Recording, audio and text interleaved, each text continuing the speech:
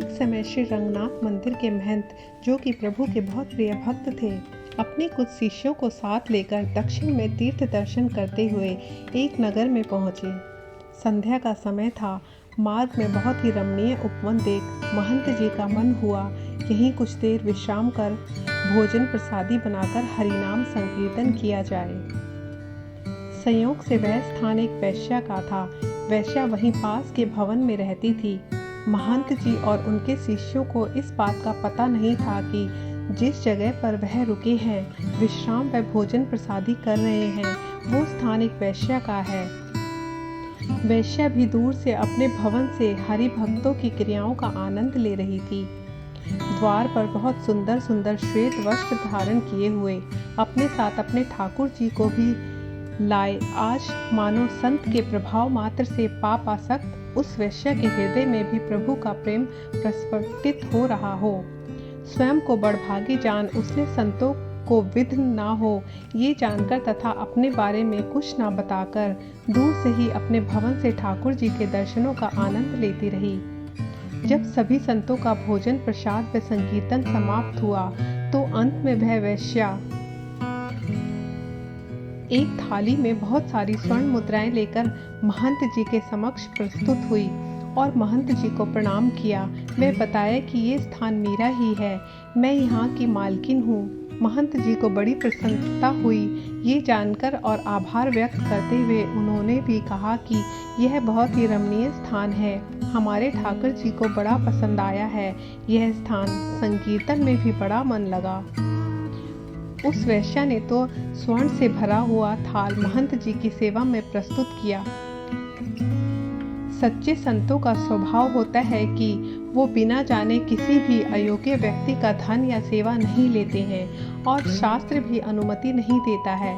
अतः महंत जी ने उस वैश्या से कहा, हम बिना जाने ये धन स्वीकार नहीं कर सकते, आपने किस तरह से यह धन अर्जित किया है। वैश्या ने भी द्वार पर आए संतों से झूठ न कहकर सारी बात स्पष्ट बता दी कि मैं एक वैश्या हूँ, समाज के आसक्त पुरुषों को रिझाती हूँ, उसी से मैंने यह धन अर्जित किया है। इतना कहकर वह महंत जी के चरणों में पूर्ण समर्पण करते हुए फूट फूट कर रोने लगी। वह महंत जी से श्री ठाकुर जी की भक्ति का दान देने का अनुग्रह करने लगी। महंत जी को भी दया आई उसके इस अनुग्रह पर, लेकिन बड़े धर्म संकट में पड़ गए थे वह।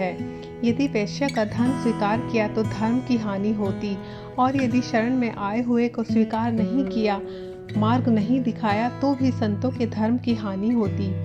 अब महंत जी ने अपने रंगनाथ जी का ध्यान किया और उन्हीं को साक्षी कर वैश्य के सामने शर्त रखी और कहा, हम तो ये धन स्वीकार नहीं कर सकते, पर यदि तुम हृदय से अपने इस बुरे कर्म को छोड़ना ही चाहती हो तो ऐसा करो, इस पाप कर्म से अर्जित की हुई सारी संपत्ति को तुरंत बेचकर जो धन आए उससे हमारे रंगनाथ जी के लिए सुंदर सा मुकुट बनवाओ। यदि हमारे प्रभु वह मुकुट स्वीकार कर ले तो समझ लेना उन्होंने तुम्हें माफ करके अपनी कृपा प्रदान की है। वैश्या का मन तो पहले ही निर्मल हो चुका था। महंत जी की आज्ञा शिरोधार्य कर तुरंत ही संपूर्ण संपत्ति बेचकर उसने रंगनाथ जी के लिए 3 लाख रुपयों का सुंदर मुकुट बनवाया। कुछ ही दिनों में वैश्या ने मुकुट बनवाकर अपने नगर से महंत जी के साथ रंगनाथ जी के मंदिर के लिए प्रस्थान किया। मंदिर पहुंचते ही जब यह बात समस्त ग्रामवासियों और मंदिर के पुजारियों को पता चली कि अब वैश्या के धन से अर्जित मुकुट रंगनाथ जी धारण करेंगे तो सभी अपना अपना रोष व्यक्त करने लगे और महंत जी और उस वैश्या का मजाक उड़ाने लगे। महंत जी सिद्ध पुरुष थे और रंगनाथ जी के सर्वविदित प्रेमी भक्त भी थे, तो किसी ने उनका विरोध करने की चेष्टा नहीं की। अब देखे जैसे ही वैश्या मंदिर में प्रवेश करने लगी, द्वार तक पहुंची ही थी कि पूर्व का पाप बीच में आ गया। वैश्या वही रजस्वला हो गई। माथा पीट लिया उसने अपना, फूट फूट कर रोने लगी, मूर्छित होकर भूमि पे गिर पड़ी। हाय महादुख, संत की कृपा हुई, रंगनाथ जी का अनुग्रह प्राप्त होने ही वाला था कि मैं रजस्वला हो गई, मंदिर में जाने लायक ही नहीं रही। सब लोग हंसी उड़ाने लगे। पुजारी भी महंत जी को कोसने लगे। अब महंत जी भी क्या करते, उन्होंने वैश्य के हाथ से मुकुट लेकर स्वयं रंगनाथ जी के गर्भगृह में प्रवेश कर श्री रंगनाथ जी को मुकुट पहनाने लगे। इधर महंत जी बार बार मुकुट प्रभु के मस्तक पर धराएं और रंग जी धारण ही ना करे, मुकुट बार बार रंगनाथ जी के मस्तक से गिर जाए। अब तो महंत जी भी निराश हो गए, सोचने लगे हमसे ही बहुत बड़ा अपराध हुआ है। शायद प्रभु ने उस वेश्या को स्वीकार नहीं किया, इसलिए ठाकुर जी मुकुट धारण नहीं कर रहे हैं। अपने भक्त को निराश देखकर रंगनाथ जी से रहा नहीं गया। अपने श्री विग्रह से ही बोल पड़े, बाबा आप निराश मत हो, हमने तो उसी दिन उस वेश्या को स्वीकार कर लिया था जिस दिन आपने उसे आश्वासन देकर हमारे लिए मुकुट बनवाने को कहा था।